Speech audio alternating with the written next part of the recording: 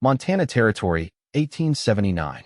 Dust swirled around Marshall Kane's boots as he stood before the weathered wooden sign that read Aspen Creek Ranch. The journey from Texas had taken weeks, and his body ached from long days in the saddle.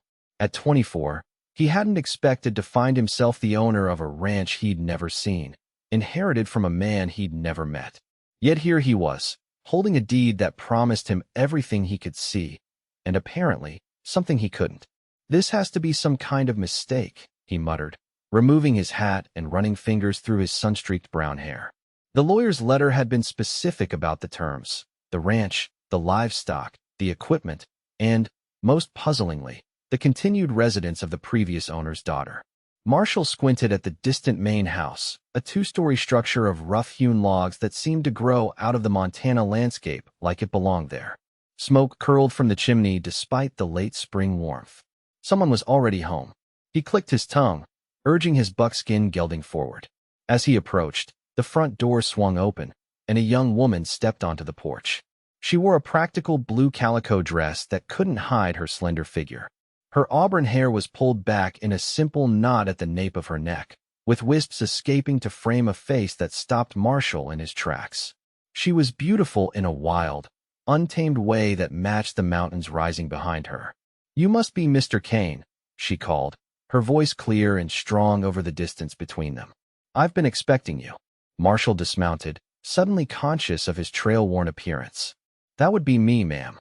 And you are?" "Temperance Adler." She stood straight, chin tilted slightly upward. "My father's lawyer should have mentioned me in his correspondence." "He mentioned you would be here," Marshall acknowledged, stepping onto the porch and removing his hat. He didn't explain why. Her green eyes flashed. "Because I am part of the inheritance, Mr. Kane. Or rather, my continued presence on this land is." She turned and walked back into the house, leaving the door open in a reluctant invitation. Marshall followed, confusion etched on his face. "I don't understand."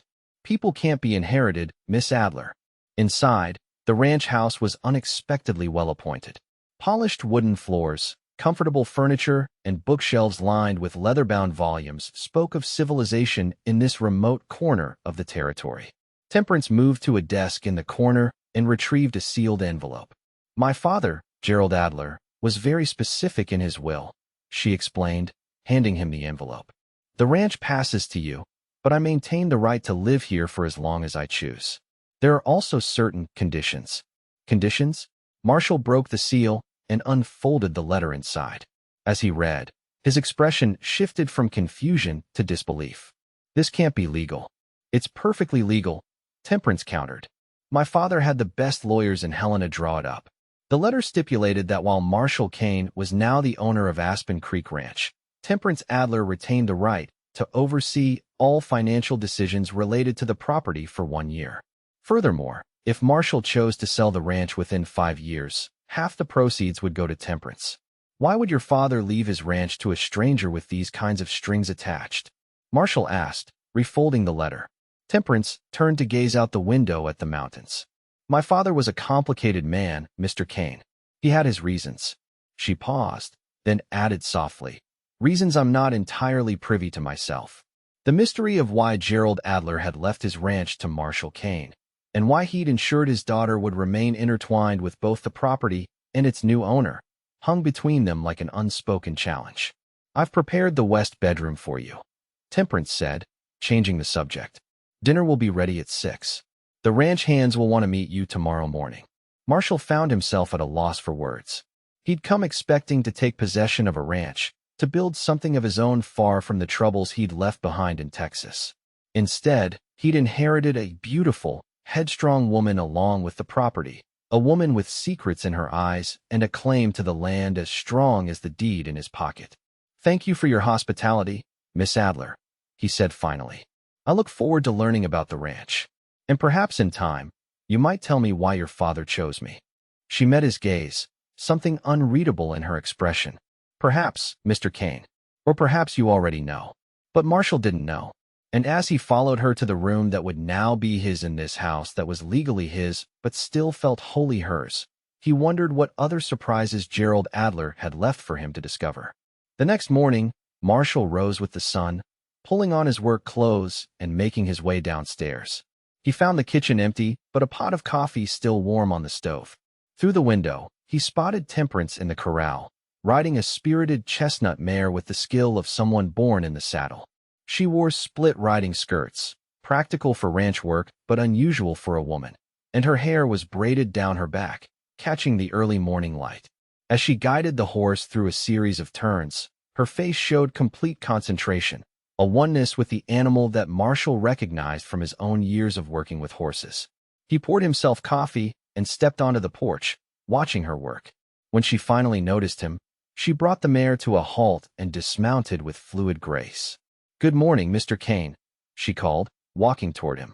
"I hope you slept well." "Better than I have in weeks," he admitted. "That's a fine horse you're riding." Pride flickered across her face. "Firefly. I trained her myself. My father always said I had a way with the difficult ones." "Your father taught you to ride?" Marshall asked, offering her a cup of coffee as she climbed the steps. She accepted the cup with a nod of thanks. To ride, to shoot, to run a ranch. He had no sons, you see. Just me. Marshall leaned against the porch rail. "Yet he left the ranch to me." Something closed in Temperance's expression. "Yes, a decision that remains as baffling to me as it seems to be to you." She sipped her coffee, then added, "The ranch hands will be gathering in the barn shortly. You should meet them." "I'd like that," Marshall said. "But first, Miss Adler, I think we need to establish how this arrangement is going to work. According to the will, I own this ranch, but you have oversight of financial decisions for a year. That's going to require cooperation between us." "I'm well aware of that, Mr. Kane," she replied coolly. "And I assure you, I want what's best for Aspen Creek. This land has been in my family for 15 years. I won't see it run into the ground." "And I have no intention of running it into the ground," Marshall countered. "I've been working cattle since I was 12. I know what I'm doing." Temperance studied him for a long moment. "We'll see about that." She handed him back the empty cup and started toward the barn. "Coming, Mr. Kane? The men are waiting." Marshall sighed and followed her. Whoever Gerald Adler was, he'd certainly left behind a complicated legacy and an equally complicated daughter. The barn was filled with the warm smell of hay and leather. 5 men stood waiting, their expressions ranging from curiosity to outright suspicion as Marshall entered behind Temperance. "Gentlemen," she said, "this is Marshall Kane, the new owner of Aspen Creek Ranch. Mr. Kane, these are our ranch hands. Samuel Jenkins, our foreman, brothers Eli and Noah Parker, Diego Morales, best horse trainer in 3 territories, and Frank Wilson, who's been with us since my father first claimed this land." Marshall nodded to each man, noting the wariness in their eyes. "I'm pleased to meet you all. I know this must be a strange situation, and I appreciate you staying on. I hope to earn your trust as we work together." Samuel Jenkins, a weathered man in his 40s with hard eyes, spoke first. "Miss Temperance says you're to be treated as the boss, so that's what we'll do. But this ranch runs a certain way, and it runs well. Don't expect us to change what ain't broken." "I respect that," Marshall said. "For now, I'd like to learn how things work here. Miss Adler and I will be making decisions together, as per her father's will." The men exchanged glances at this news, and Marshall caught a hint of relief. They were loyal to Temperance, that much was clear. Winning them over would mean winning her over first. "We're moving the north herd to summer pasture today," Samuel said. "Good chance for you to see the upper reaches of the property." "I'll saddle up," Marshall agreed. As the men dispersed to prepare for the day's work, Temperance lingered. "Mr. Kane," she said quietly, "there's something you should know about the north pasture." Marshall raised an eyebrow. "What's that?" "It's disputed territory. The neighboring ranch, Sundown, claims it belongs to them. There's been trouble." "What kind of trouble?" Her eyes darkened. "The kind that got my father killed." Before Marshall could respond, she turned and walked away, leaving him with yet another piece of the puzzle, and a growing suspicion that Gerald Adler's death might not have been as straightforward as he'd been led to believe. The north pasture was even more beautiful than the rest of the ranch, with tall grass waving in the breeze and a creek cutting through the rolling landscape. As they drove the cattle toward the summer grazing grounds, Marshall found himself riding alongside Samuel, the taciturn foreman. "Miss Adler mentioned there's a dispute over this land," Marshall said, keeping his voice casual. Samuel's expression hardened. "Sundown Ranch." owned by Victor Reynolds. Been trying to claim this pasture for years. Says the original survey was wrong. Mr. Adler fought him in court twice and won both times. And you think Reynolds had something to do with Adler's death? Samuel gave him a sharp look. I didn't say that. You didn't have to, Marshall replied. Miss Adler implied as much this morning. The foreman was silent for a long moment. Mr. Adler was shot while checking fence lines up here. Officially, it was ruled an accident. Hunter mistook him for game, they said. But you don't believe that. What I believe, Samuel said slowly, is that Reynolds wants this land badly enough to do just about anything. And what I know is that Miss Temperance needs someone watching her back. Her father asked me to stay on and protect her, but having the ranch in your name complicates things. Marshall frowned. In what way? Reynolds can't intimidate Miss Temperance off her land.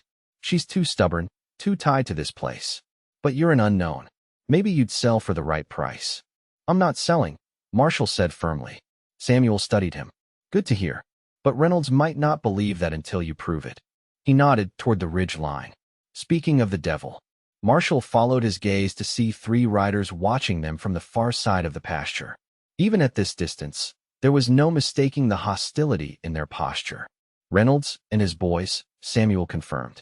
They like to remind us they're watching. Marshall straightened in his saddle. Let's give them something to watch, then.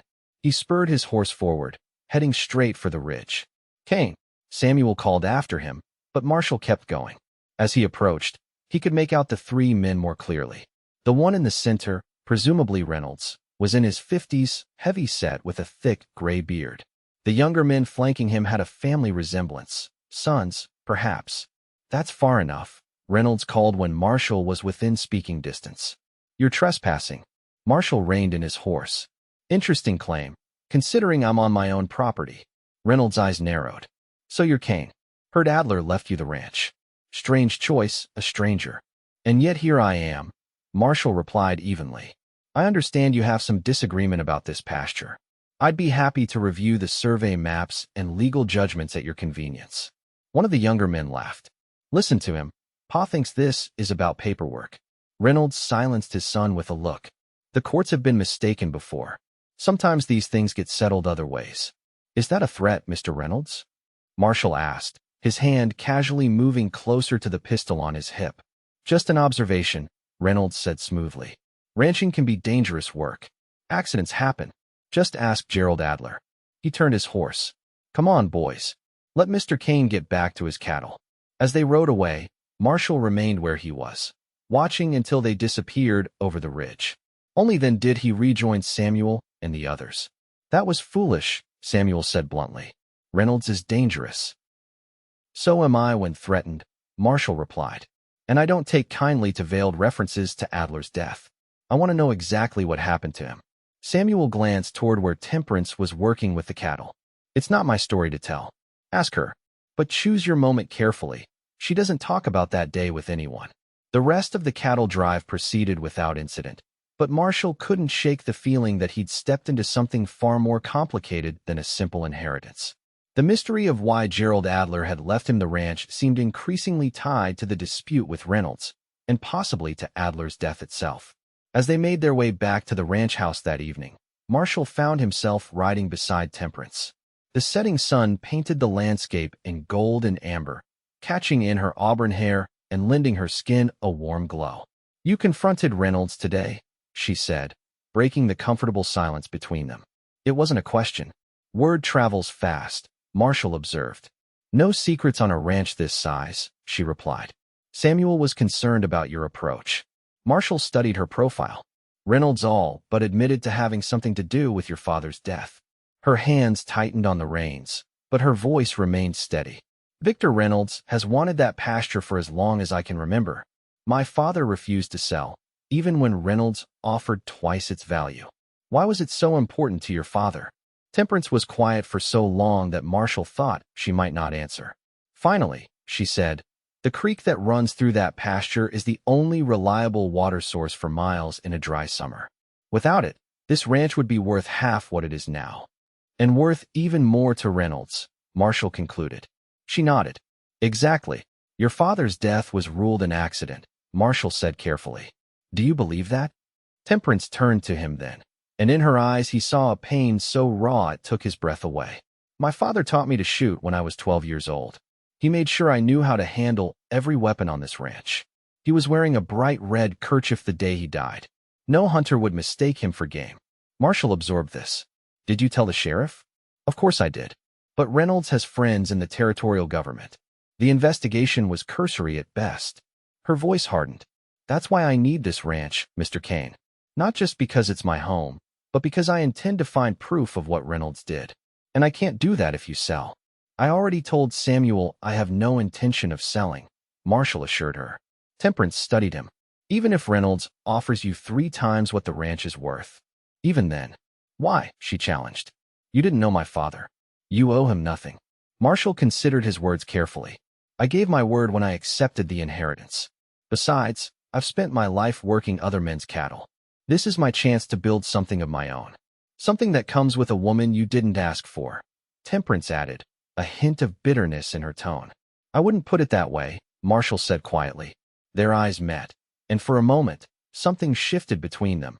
A recognition of shared purpose, perhaps, or simply an acknowledgement that they were bound together by Gerald Adler's final wishes, whether they'd chosen it or not. The moment was broken by a shout from one of the ranch hands. A plume of smoke was rising from the direction of the ranch house. Fire! Temperance cried, already urging her horse into a gallop. Marshall raced alongside her, dread pooling in his stomach. As they crested the final hill, they saw flames engulfing the barn, orange and angry against the darkening sky. The ranch hands who had stayed behind were forming a bucket chain from the well, but it was clear their efforts were futile.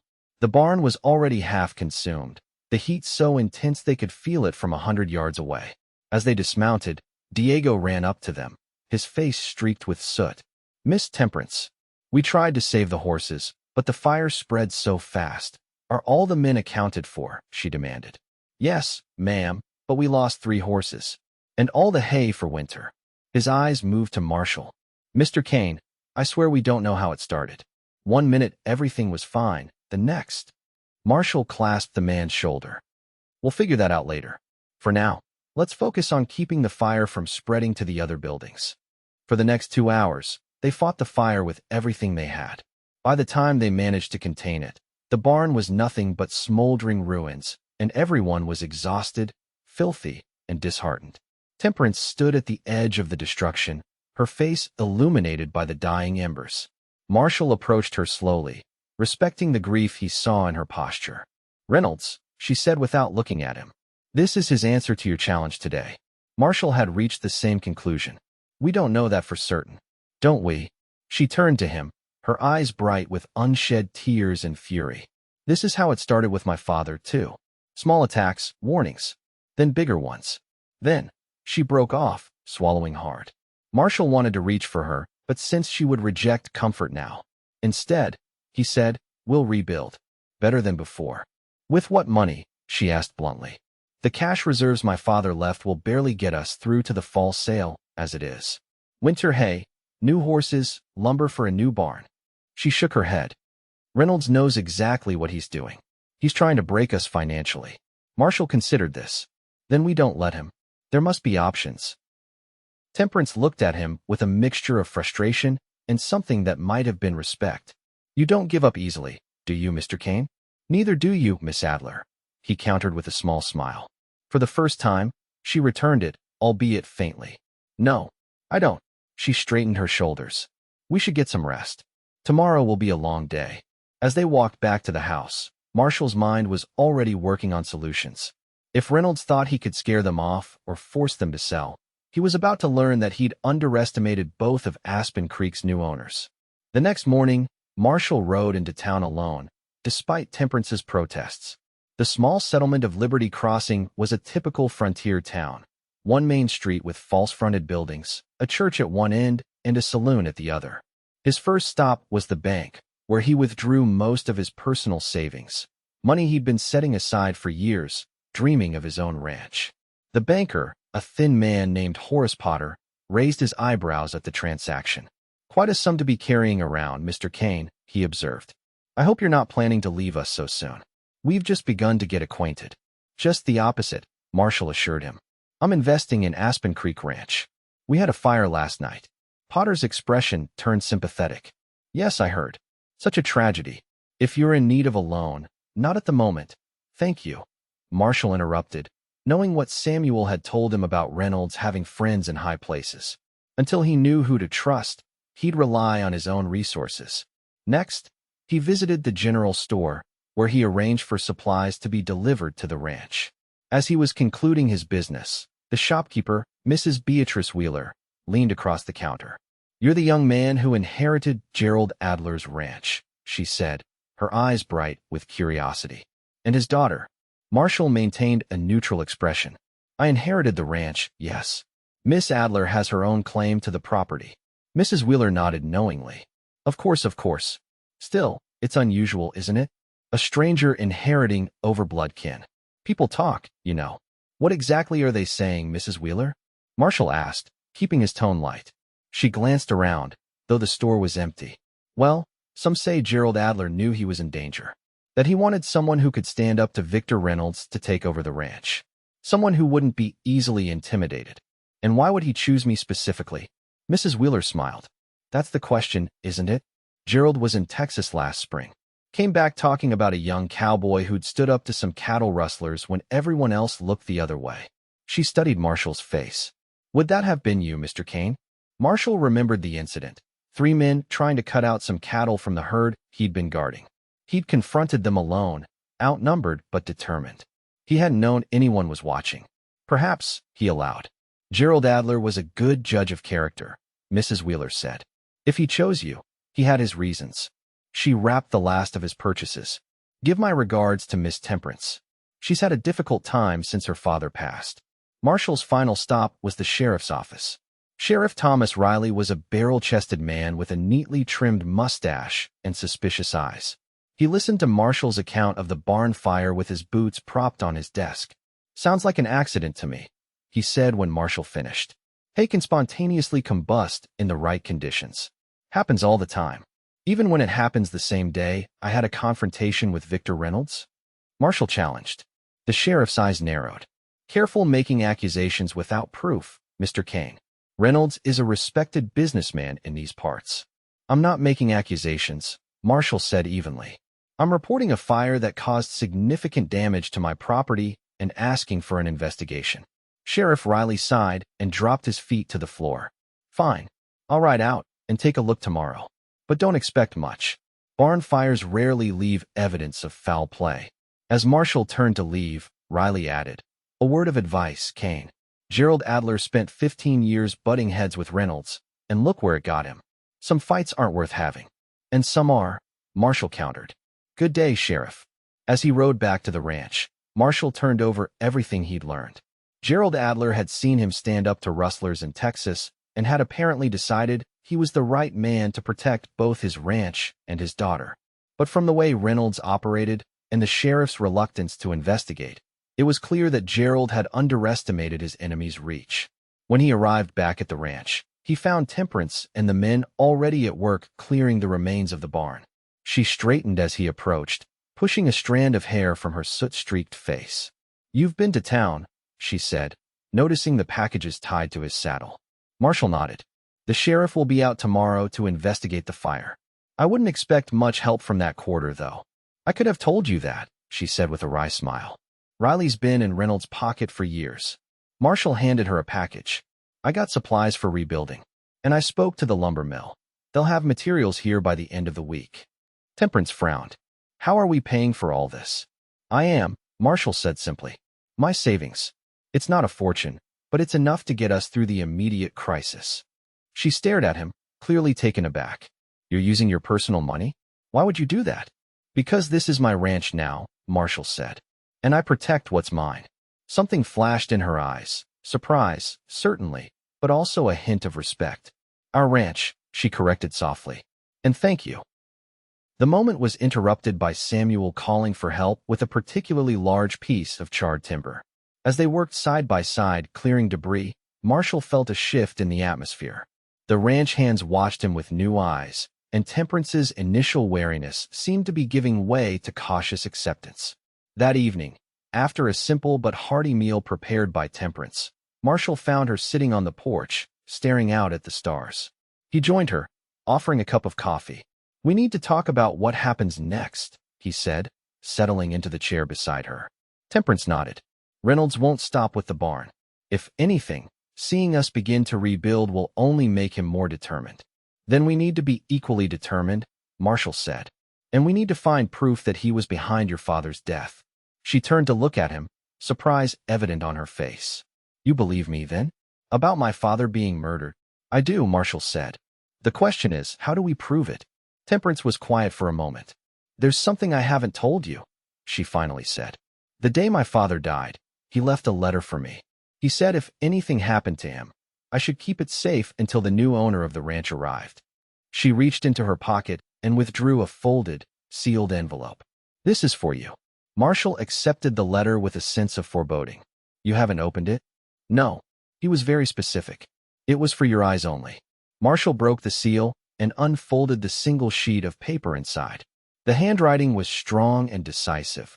"Mr. Kane, if you are reading this, then I am dead, and my fears were well-founded. Victor Reynolds wants my land, and he will not stop until he gets it. I chose you because I saw in you the courage to stand against men like him when others would not. What Reynolds truly wants is not just the north pasture, but what lies beneath it. There is gold in the creek bed, not enough to make a man rich overnight, but enough to make the land worth killing for. I discovered it last year and told no one but my daughter. I have hidden evidence of Reynolds' other crimes, deeds that would see him hanged if brought to light. You will find it where the eagle nests on the summer solstice. Temperance will understand this riddle. Protect her, Mr. Kane. She is far more precious to me than any gold or land. And when the time is right, tell her why I chose you. She deserves to know the truth." Gerald Adler Marshall looked up from the letter to find Temperance watching him intently. "Gold," he said. "There's gold in the north pasture." Her eyes widened. "What? Let me see that." She reached for the letter, but Marshall held it back. "Your father addressed it to me for a reason," he said gently. "But he mentioned a riddle he thought you would understand. Something about where the eagle nests on the summer solstice." Temperance's expression changed to one of recognition. "Eagle Rock," she said. "It's a formation in the hills above the north pasture. On the summer solstice, the sun casts a shadow from the rock that looks like an eagle in flight. My father used to take me there when I was a child." She frowned. "But what would he have hidden there?" Marshall refolded the letter. "Evidence against Reynolds. Enough to see him hanged, according to your father." Hope flared in Temperance's eyes. "Then we need to go there. The summer solstice is only 3 days away." "We will," Marshall promised. "But first, we need to make sure Reynolds doesn't suspect what we're doing. If he knows about this evidence, he'll do anything to stop us from finding it." Temperance nodded, determination hardening her features. "Then we continue rebuilding the barn. Act as though nothing has changed." "Exactly," Marshall agreed. "And we watch our backs." As they sat together in the gathering darkness, Marshall was acutely aware of Gerald Adler's final instruction. "Tell her why I chose you. She deserves to know the truth." But what truth was that? Marshall had told Temperance about the incident with the rustlers, but was there something more that Gerald had known? The mystery deepened, but so did Marshall's resolve. Whatever secret Gerald Adler had taken to his grave, Marshall was determined to honor the man's wishes, both in protecting the ranch and in protecting his daughter. The next 2 days passed in a blur of activity. The ranch hands threw themselves into clearing away the burned barn and preparing the site for rebuilding. Sheriff Riley made his promised appearance, spent 10 minutes looking at the ruins, and declared it an unfortunate accident, just as Marshall had predicted. Throughout it all, Marshall was conscious of being watched. Twice he spotted riders on the ridge line overlooking the ranch, and once, while checking fence lines with Eli Parker, he was certain someone was following them through the woods. "Reynolds' men," Eli confirmed when Marshall mentioned it. "They've been keeping an eye on the place ever since Mr. Adler died. Got worse after the fire, though. They're waiting to see what we'll do," Marshall surmised. Eli nodded. "Miss Temperance thinks they're hoping we'll give up and sell. Land's not worth much without a barn, especially with winter coming eventually. They'll have a long wait, then," Marshall said firmly. On the eve of the summer solstice, Marshall found Temperance in Gerald's study, poring over maps of the property. She looked up as he entered, a strand of auburn hair falling across her face. I've been trying to find any notes my father might have made about the gold, she explained. But if he documented his discovery, he hid those papers well. Marshall closed the door behind him. We need to discuss tomorrow, he said, keeping his voice low.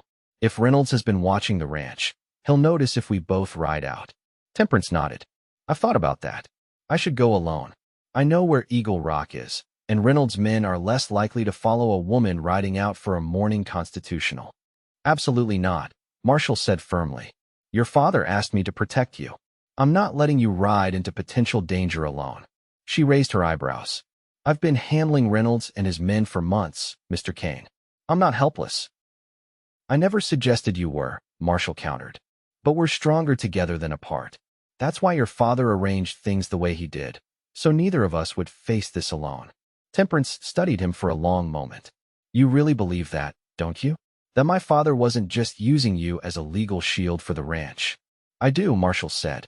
From everything I've learned about Gerald Adler, he was a careful, thoughtful man who planned for contingencies. He chose me for a reason, and I intend to honor his trust. Something softened in Temperance's expression. You're nothing like I expected, Marshall Kane. It was the first time she'd used his first name, and the sound of it in her voice affected him more than he cared to admit.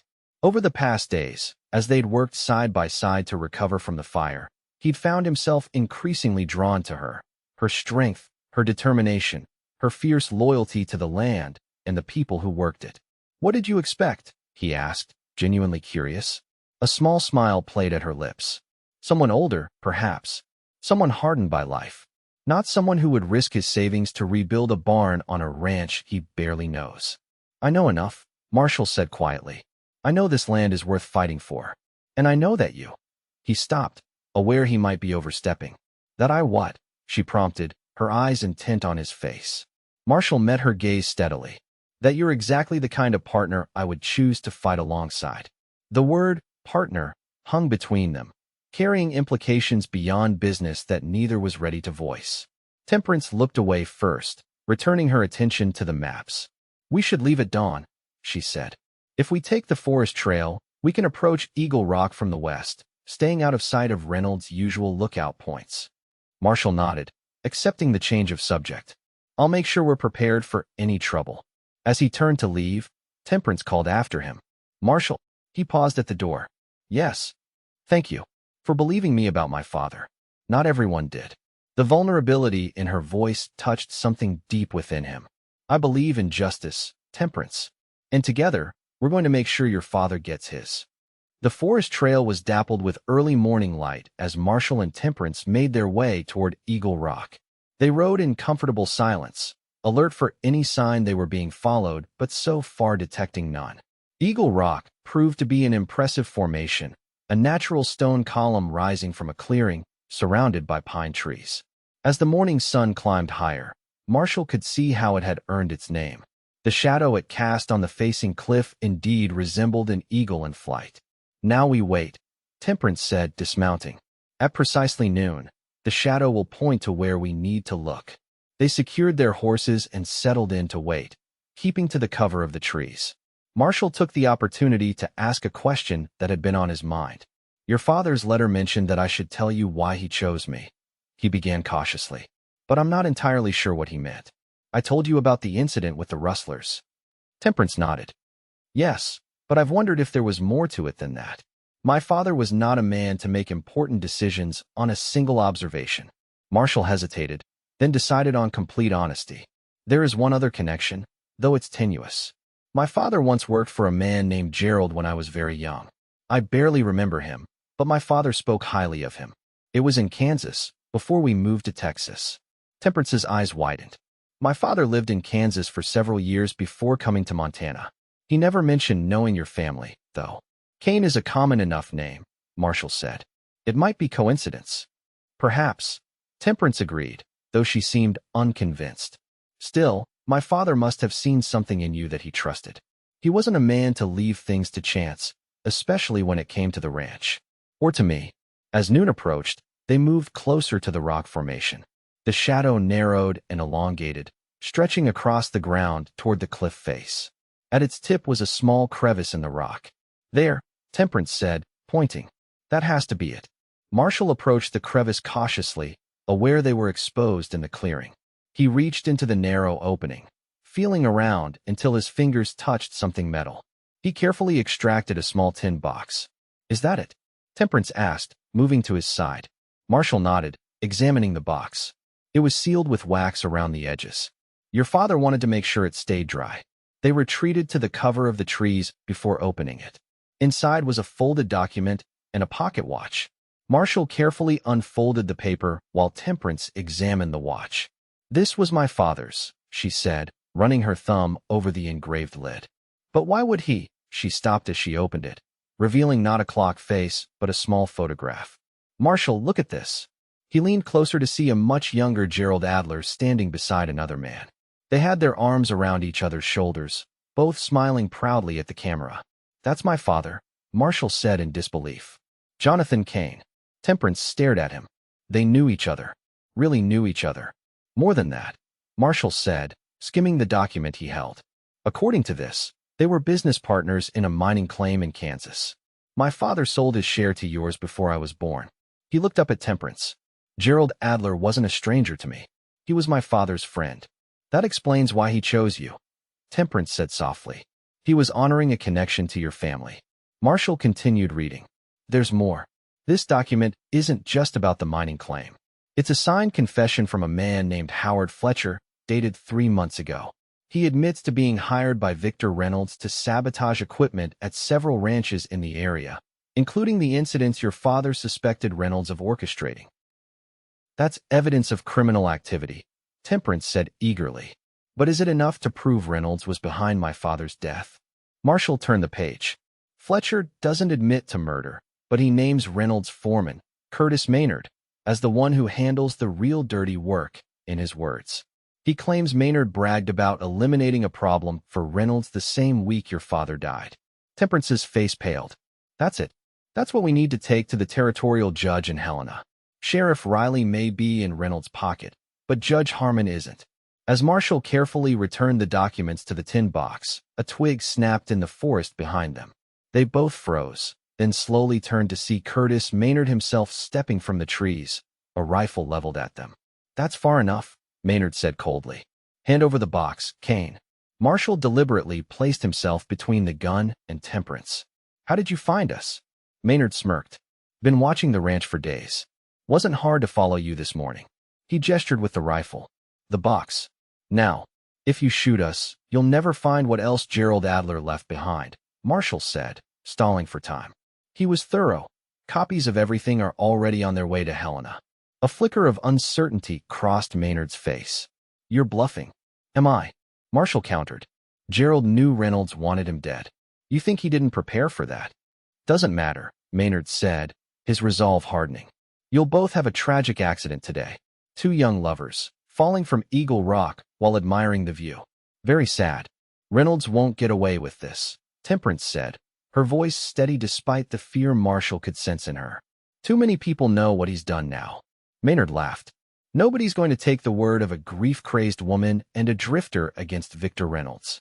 Now move, both of you, up to the rock." As they slowly walked toward Eagle Rock, Marshall's mind raced. The moment they reached the edge, Maynard would shoot them both. Their only chance was to act before then. He glanced at Temperance, trying to communicate with his eyes. She gave an almost imperceptible nod, understanding passing between them without words. As they reached the base of the rock formation, Marshall stumbled deliberately, dropping to one knee. In the same motion, he threw the tin box to the left while shouting, "Run!" Maynard's attention followed the box for just a split second, enough time for Temperance to dive right, while Marshall lunged forward, tackling the man around the knees. The rifle discharged harmlessly into the air as both men crashed to the ground. What Maynard lacked in youth, he made up for in vicious experience. He slammed the rifle but into Marshall's shoulder, sending pain shooting down his arm. But Marshall held on, grappling for control of the weapon. They rolled across the clearing, each fighting for advantage. Marshall managed to wrench the rifle away, sending it skittering across the ground, but Maynard immediately drew a knife from his boot. The blade flashed in the sunlight as Maynard slashed at Marshall's face. Marshall jerked back, the knife catching his shirt instead of his skin. He delivered a solid punch to Maynard's jaw, momentarily stunning the older man. As Marshall scrambled to his feet, he saw Temperance had retrieved the rifle and was now aiming it steadily at Maynard. "Drop the knife," she commanded, her voice leaving no room for argument. Maynard froze, assessing his options. Then, with surprising speed for a man his age, he hurled the knife directly at Temperance. Marshall shouted a warning, but Temperance was already moving, sidestepping the blade while maintaining her aim. The knife embedded itself in a tree behind her. "Next one goes through your leg," she warned Maynard. "I'm an excellent shot, as my father made sure of it." Maynard slowly raised his hands in surrender, his eyes burning with hatred. "Reynolds will still win," he spat. "You think that confession will stand up? Fletcher will recant the moment Reynolds gets to him." "Perhaps," Marshall agreed, retrieving the tin box. But the territorial marshal might be interested in why Fletcher felt compelled to change his story. And I think once they start asking questions, they'll find plenty of people willing to talk about Reynolds' methods. They bound Maynard's hands with his own belt and secured him to a tree. Retrieving their horses, Marshall turned to Temperance. "We need to get this evidence to Helena immediately," he said.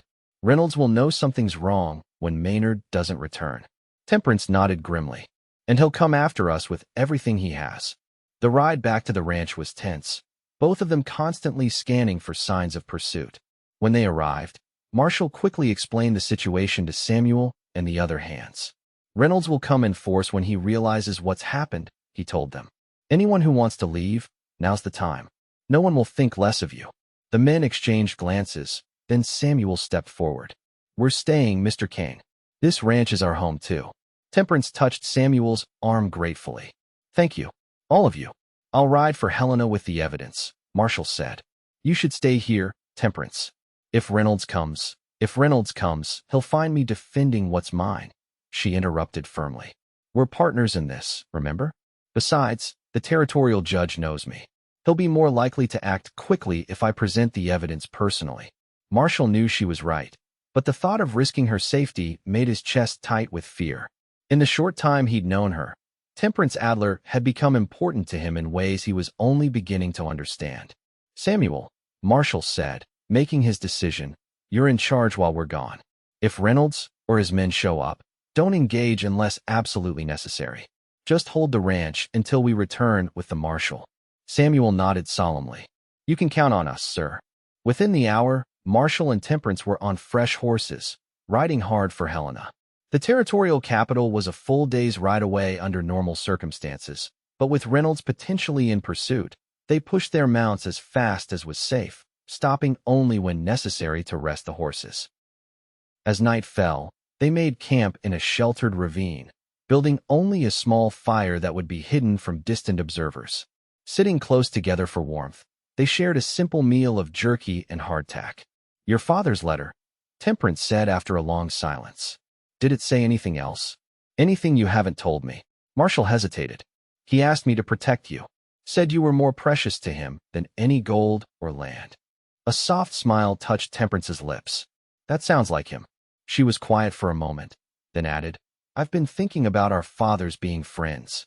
About how connected our lives have been without us knowing it." "It seems Gerald Adler had a plan all along," Marshall agreed. "Bringing us together this way." "But why?" Temperance asked. "He could have simply left the ranch to me. Why involve you at all?" Marshall considered this. Perhaps he knew Reynolds wouldn't stop until he had the ranch. "By bringing me in, he gave you an ally. Someone with no history in the territory, someone Reynolds couldn't easily intimidate or bribe. And someone who would have personal reason to seek justice if Reynolds was behind his death," Temperance added thoughtfully. "My father was always thinking 3 steps ahead." The firelight cast a warm glow on her face, highlighting the curve of her cheek and the determination in her eyes. Marshall found himself memorizing her features, struck by how quickly she had come to matter to him. "We should get some rest," he said, reluctant to break the moment but aware of the long ride ahead. "I'll take first watch." Temperance nodded and arranged her bedroll close to the fire. But before settling in, she turned to him. "Marshall, thank you for everything you've done. I know this isn't what you expected when you inherited the ranch." "No," he admitted with a small smile. "It's been considerably more dangerous." She laughed softly. "And less peaceful. But I wouldn't change it. Marshall said seriously. Meeting you. That makes it all worthwhile. Their eyes held across the small fire, something unspoken passing between them. Then Temperance ducked her head and lay down, pulling her blanket around her shoulders. Wake me for second watch, she said, her voice slightly muffled. And Marshall? I'm glad my father chose you. Those simple words warmed him more than the fire as he settled in for his vigil, rifle across his knees, keeping watch over the woman who was rapidly becoming the center of his world. Helena was a proper city compared to Liberty Crossing, with brick buildings, boardwalks, and the imposing territorial courthouse dominating the main street. Marshall and Temperance rode directly there, their exhausted horses testament to the urgency of their journey. Judge William Harmon was a stern-faced man with piercing blue eyes and a reputation for incorruptibility. He listened to their story without interruption, examining the documents from Gerald Adler's tin box with methodical care. This is grave evidence indeed, he said finally. Reynolds has powerful friends, but this confession, combined with the timing of Gerald Adler's death, is enough to warrant immediate action. He wrote out orders for the territorial marshal to arrest both Victor Reynolds and Curtis Maynard on suspicion of murder and criminal conspiracy. Marshal Dawson can deputize men here in Helena and ride for Liberty Crossing today. You two should remain here where it's safe until this matter is resolved. But Marshall shook his head. With respect, Your Honor, our people are defending the ranch. We need to return, and I need to be there when Reynolds is arrested. Temperance added firmly. For my father. Judge Harmon studied them both, then sighed. Very well, but you'll ride with Marshal Dawson's party, not ahead of it. I won't have more blood on my hands because of Reynolds' greed. By mid-afternoon, they were riding back toward Liberty Crossing, accompanied by Marshal James Dawson and 6 deputies. The marshal was a weathered, competent man who had clearly dealt with men like Reynolds before. Reynolds has been skirting the law for years, he told Marshall as they rode. But he's been careful, never leaving evidence, always maintaining plausible deniability. Your father-in-law did us all a service by gathering this proof. He's not Marshall began, then stopped, catching Temperance's amused glance from where she rode ahead with 2 of the deputies. Gerald Adler was a careful man, he said instead. They made camp that night, just a few hours' ride from Liberty Crossing. The plan was to reach the town by mid-morning, arrest Reynolds at his ranch, then secure Maynard from where he'd been left tied at Eagle Rock, assuming he was still there. As they sat around the campfire, Temperance moved to sit beside Marshall, speaking quietly so the others wouldn't hear. What Dawson said earlier, about my father being your father-in-law, it made me realize something. Marshall raised an eyebrow questioningly. We never discussed what happens after this is over, she said. After Reynolds is arrested and the ranch is secure, the conditions of my father's will still stand. We're still bound together in ownership of Aspen Creek. Does that concern you? Marshall asked carefully. She studied him in the firelight. No, but I wonder if it concerns you. You came to Montana expecting to own a ranch outright, not to share it with a woman you'd never met. Marshall smiled. Life rarely gives us exactly what we expect. Sometimes it gives us something better. The warmth in his eyes as he looked at her left no doubt as to his meaning. Temperance's cheeks colored slightly, but she held his gaze. Is that what you think this is? Something better. Marshall reached out slowly, giving her time to pull away, and took her hand in his. I think your father knew exactly what he was doing when he brought us together, Temperance, and I'm grateful to him for it. She looked down at their joined hands, then back up to his face. So am I, she whispered. The moment was interrupted by Marshal Dawson calling for everyone to get some rest. As they moved to their separate bedrolls, Marshall felt a new sense of hope for the future, one that went beyond securing the ranch or bringing Reynolds to justice. Dawn broke clear and cool as they continued their journey to Liberty Crossing. As they crested the final hill before the town came into view, Marshal Dawson raised his hand, signaling the party to halt. Smoke, he said grimly, pointing toward the horizon. Marshall's heart sank as he followed the marshal's gesture. A thick column of dark smoke was rising from the direction of Aspen Creek Ranch. Reynolds, Temperance said, her voice tight with fury. He's burning the ranch. Without waiting for orders, she spurred her horse forward. Marshall immediately followed, hearing Dawson shout behind them, but unwilling to let Temperance ride into danger alone. They galloped at breakneck speed, the 15 miles to the ranch passing in a blur of dust and pounding hooves. As they approached, the extent of the destruction became clear. The main house was engulfed in flames, and several outbuildings were already reduced to smoldering ruins. In the yard, a group of riders, clearly Reynolds' men, were engaged in a firefight with Samuel and the other ranch hands, who had taken cover behind the half-built new barn. Marshall and Temperance drew their rifles as they rode in from the east, catching Reynolds' men by surprise. Two of the attackers fell from their saddles as Marshall and Temperance opened fire. The remaining raiders retreated toward the north, but not before Marshall spotted Victor Reynolds himself, recognizable from their confrontation days earlier, shouting orders from horseback.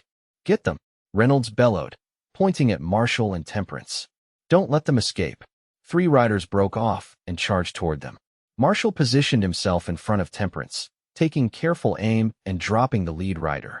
The other 2 split up, attempting to flank them. "The house!" Temperance cried, spurring her horse toward the burning building. There might be people inside. Marshall wanted to call her back, but knew she was right. While he exchanged fire with the remaining attackers, Temperance raced toward the house, dismounting at a full gallop and disappearing around the side where the flames were less intense.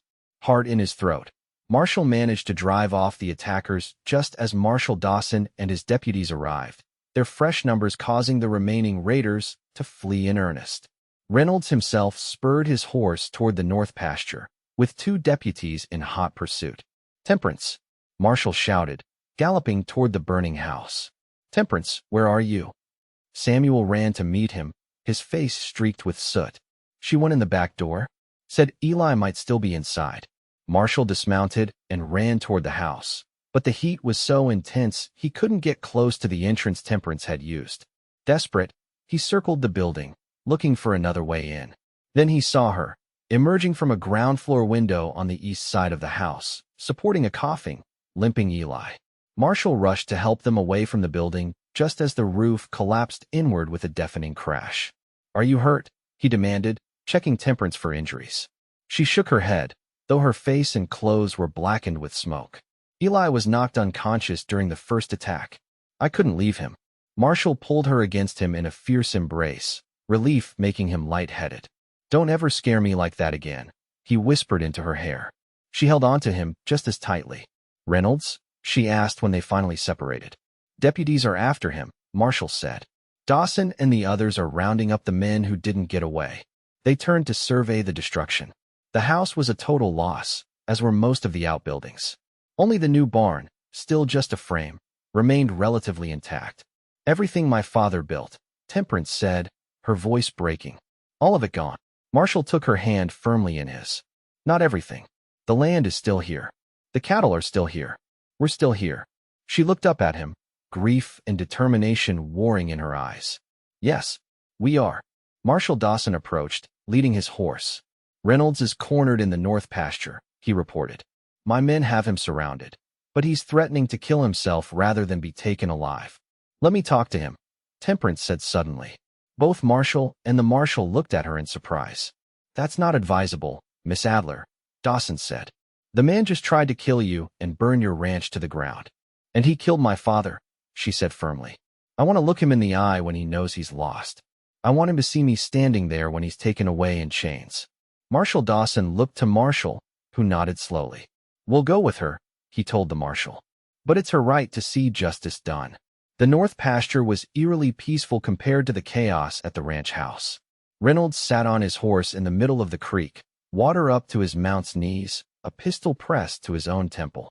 The deputies had formed a loose circle around him, rifles ready but holding their fire. As Temperance, Marshall, and the marshal approached, Reynolds' face contorted with hatred. "Come to gloat, have you?" he called to Temperance. "Your father was a fool, and now you've lost everything anyway." "Not everything," Temperance replied calmly, reining in her horse at the edge of the creek. "I have the ranch. I have the truth about what you did to my father. And soon, everyone in the territory will know it too." Reynolds laughed bitterly. "What does that matter to me now? I'll be dead before they can put a rope around my neck." "Is that really how you want to be remembered, Reynolds?" Marshall asked, moving his horse alongside Temperance's. "As a coward who couldn't face the consequences of his actions?" Who are you to judge me? Reynolds snarled. You're nothing but an outsider who got lucky with an inheritance. I'm the man Gerald Adler trusted to finish what he started, Marshall said evenly. And unlike you, I don't measure a man's worth by how much land he owns or how much gold he can dig out of the ground. Reynolds' eyes widened. He told you about the gold? He told us everything, Temperance said, including where to find Howard Fletcher's confession. Curtis Maynard is probably already in custody as well. Fletcher, Reynolds spat. Weak-willed fool. Should have killed him when he started getting nervous. It was as good as a confession. Marshall Dawson nudged his horse forward slightly. Victor Reynolds, you're under arrest for the murder of Gerald Adler and for conspiracy to commit criminal acts against the citizens of this territory. Put down your weapon and surrender peacefully. For a long moment, Reynolds sat frozen, the pistol still pressed to his head. Then, with a defeated slump of his shoulders, he lowered the gun and handed it to the nearest deputy. It wasn't supposed to end this way, he said, his voice suddenly old and tired. This land was meant to be my legacy. Instead, it will be my father's, Temperance said, just as he intended. As the deputies took Reynolds away, Temperance remained by the creek, looking out over the disputed pasture that had cost her father his life. Marshall stayed with her, sensing she needed this moment of closure. It's over, she said finally. He'll hang for what he did. Yes, Marshall agreed. But now we have to rebuild. Everything. She turned to him, determination replacing the grief in her eyes. Then we'd better get started. The next month passed in a blur of activity. With Reynolds and his foreman awaiting trial in Helena, the threat to Aspen Creek Ranch was finally over. The neighboring ranchers, no longer intimidated by Reynolds' influence, offered help in rebuilding. Lumber, labor, and livestock were shared freely, the community coming together to restore what had been destroyed. Marshall and Temperance worked side by side from dawn till dusk, clearing debris, raising new structures, and planning for the future. They started with a simple cabin to replace the main house, something that could be expanded later but would provide shelter as winter approached. In the evenings, they would sit on the porch of their incomplete home, watching the sun set over the mountains and talking about the ranch, about their fathers, about the strange twist of fate that had brought them together. As summer turned to early fall, the ranch began to take shape again. The new barn was complete, stocked with hay for the winter. The cabin was snug and comfortable, if smaller than the original house. And preparations were underway for the fall cattle sale, which would bring in much-needed funds for further improvements. On the eve of the cattle drive to the railhead, Marshall found Temperance at her father's grave, a simple marker on a hill overlooking the ranch. He approached quietly, not wanting to intrude on her private moment. He would be proud, Marshall said softly as he came to stand beside her, of everything you've accomplished, of how you've honored his memory. Temperance looked up at him, a small smile on her lips. Of everything we've accomplished, she corrected. I couldn't have done this without you, Marshall. Your father knew that, he said. That's why he brought us together. She nodded, looking back at the ranch spread out below them. I've been thinking about that. About why he chose you specifically. Marshall waited, sensing there was more she wanted to say. I found this yesterday, she continued, reaching into her pocket and withdrawing a folded piece of paper. It was in a strongbox buried beneath the old house. The fire exposed it. Marshall took the paper carefully. It was a letter, written in Gerald Adler's hand. My dearest Temperance, if you are reading this, then I am gone, and you have met Marshall Kane. By now, you may know that his father was once my dearest friend. What you may not know is that Jonathan Kane saved my life during our mining days in Kansas. When outlaws attacked our claim, Jonathan took a bullet meant for me. Before he died, I promised him I would look out for his family if anything happened to him. I tried to find them after I settled in Montana, but the war had scattered so many families, and records were lost. It wasn't until last spring that I finally discovered what had become of Jonathan's son. When I saw Marshall in Texas, standing against those rustlers without thought for his own safety, I knew he was his father's son. And I knew he was the man I could trust with my most precious treasures, this ranch, and you, my beloved daughter. I have no right to dictate your heart, Temperance, but I have seen in Marshall Kane the qualities that would make him worthy of it: courage, integrity, and a willingness to fight for what is right. Whether you come to care for him as more than a partner in the ranch is for you to decide. I ask only that you give him a chance to prove himself. Know that I love you more than life itself, and that in leaving the ranch to both of you, I hope to give you something I could not provide in life. A companion who would stand beside you, no matter what storms might come. Your loving father. Gerald Marshall looked up from the letter to find Temperance watching him, her eyes bright with unshed tears. Your father was a remarkable man, he said softly. Yes, she agreed. And he was right about you, Marshall Kane. You have proven yourself, in every way that matters. The evening light caught in her auburn hair, turning it to fire, and Marshall thought she had never looked more beautiful than in this moment of vulnerability and strength combined. Temperance, he said, taking her hands in his. When I came to Montana, I thought I was inheriting a ranch. I never expected to find a partner, a friend. He paused, gathering his courage. Someone I could fall in love with. Her breath caught, but she didn't pull away. Is that what's happened? She asked softly. Yes, he said simply. I love you, Temperance Adler. And if you'll have me, I'd like to build more than just a ranch with you. I'd like to build a life. She stepped closer, her eyes never leaving his. I think I've been falling in love with you since you faced down Reynolds that first day, she confessed. When you stood your ground and showed me you were a man worth standing beside. Marshall cupped her face gently in his hands. Is that a yes? Instead of answering, Temperance rose on her toes and pressed her lips to his in a kiss that held all the promise of their future together. When they finally parted, she was smiling, a full, radiant smile that Marshall had rarely seen before. Yes, Marshall Kane, she said. That's a yes. As the sun set behind the mountains, casting golden light across the land they had fought for and won together, Marshall held Temperance close, marveling at how a mysterious inheritance had brought him not just a ranch, but the greatest treasure he could have imagined, a woman with the spirit to match the wild beauty of the Montana Territory, and a love that would endure as steadfastly as the mountains themselves. In the end, Gerald Adler had given them both exactly what they needed, not just a ranch to call their own, but each other. And in the years to come, as they built their life together at Aspen Creek, they would always be grateful for the wisdom of a father who had seen what they needed before they knew it themselves.